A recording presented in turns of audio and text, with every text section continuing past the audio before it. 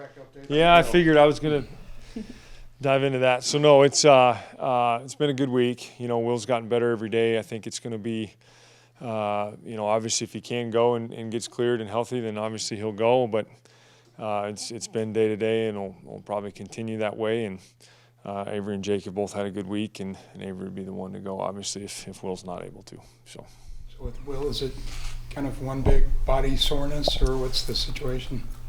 Yeah, I mean it was soft tissue, which is positive, but and it's like I said, he's made good progress, but day-to-day deal. Is there any fear to having to play a true freshman in this situation if it comes to that? I think it's obviously not something I've necessarily experienced, but again, my confidence is in the preparation and how Avery's worked, and we wouldn't put him out there if he wasn't ready, and obviously it's not just about one guy too. It's about everybody stepping up and playing well around whoever's back there to make it go.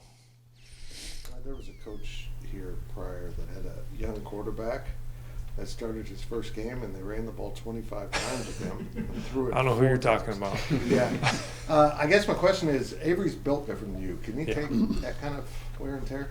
No, and not that we would, we would do that and win and if he gets in there. I mean, last game we were using him in a lot of run game stuff. I mean, that wasn't necessarily the only things we thought he could do. We were trying to use some read and some quarterback run game, and that's how it was helping us last week, but not necessarily indicative of where we think his capacity is in the offense or that way for sure.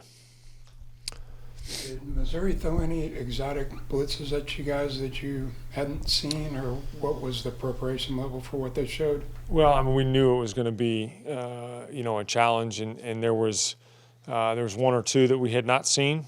Most of it we had, and credit to them. Obviously, them doing it in real life and in real speed is not something we can simulate exactly the same. And so, but there's improvement to be made at at every level that's a part of that. From the quarterback to the tailbacks to the O-line, it's not just one. We got to be able to handle that better and be able to make plays and make them pay for doing that when they do.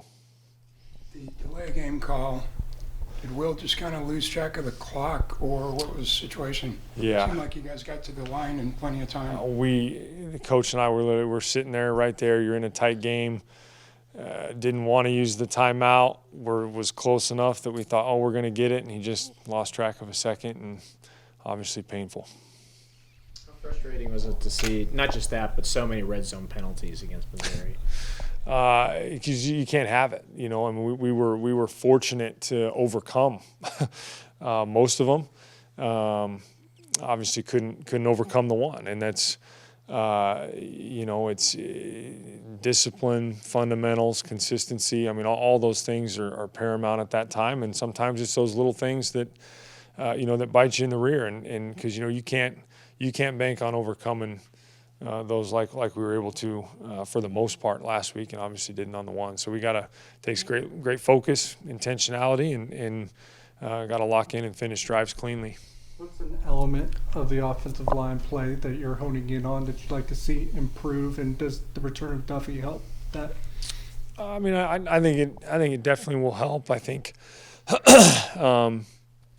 I can't put my finger on just one aspect of it. I mean, there's, it's the O-line in particular. I mean, it's a complicated deal. I mean, there's footwork involved, hand placement, eyes. I mean, just even when you got guys moving and twisting all over the place, just where you're putting your hands, where you're putting your eyes, and so it's all of those things that all of them do a great job on. It's just a matter of doing it on that one time that you need it, and all of us stepping up to make sure we just improve on it. So, You expecting Trayshawn to be out there on Saturday?